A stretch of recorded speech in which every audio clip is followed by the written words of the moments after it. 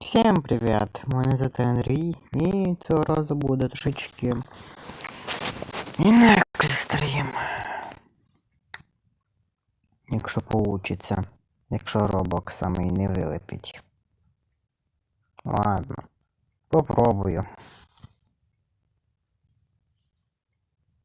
Попробую зайти на свій власний сервер.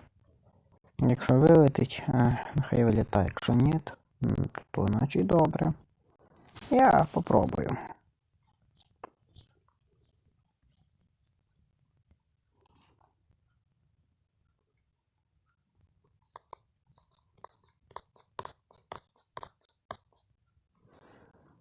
Чувствую, що в мене не получится.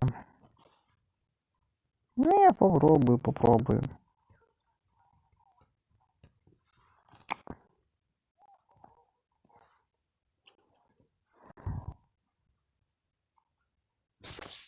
Вивертайся. И поехали.